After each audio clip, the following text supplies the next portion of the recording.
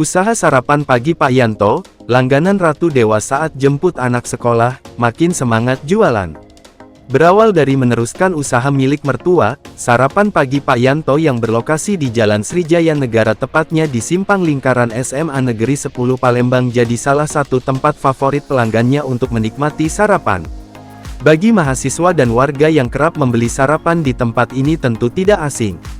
Apalagi warung sarapan pagi ini menjadi salah satu langganan dan tempat yang memiliki kenangan bagi Wali Kota Palembang terpilih, Ratu Dewa bersama istri. Yanto bersama istrinya Dewi mengelola tempat sarapan pagi itu sejak tahun 2001. Di tempat yang berukuran 8 tanda kali 3 meter, Yanto menjual beragam aneka menu sarapan pagi mulai dari nasi uduk, lontong, burgo, laksan, lakso, aneka kue dan gorengan.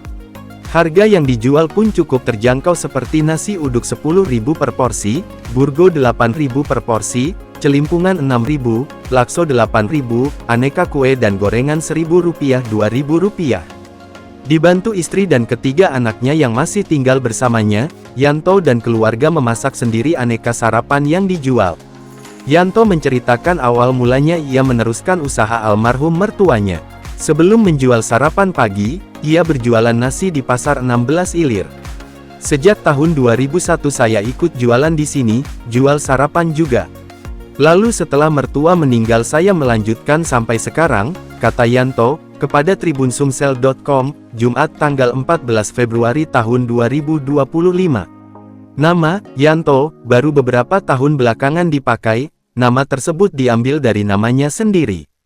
Sebelumnya tempat tersebut belum memiliki nama. Dulu namanya sarapan pagi saja, lalu semenjak mulai banyak yang namanya GoFood, GrabFood, dan lain sebagainya saya tambahkan nama saya, katanya. Tempat sarapannya itu pun menjadi salah satu langganan Wali Kota Palembang terpilih Ratu Dewa. Belum lama ini tokoh publik itu juga mampir ke tempatnya dan menikmati sarapan pagi. Dulu beliau sering kesini waktu zaman anaknya masih sekolah, setiap dia mau jemput anaknya sekolah ke sini. Cuma saya belum familiar dengan Pak Ratu Dewa, semenjak dia pernah perbaiki jalan di tempat tinggal saya baru sadar kalau dia ternyata pejabat, tuturnya.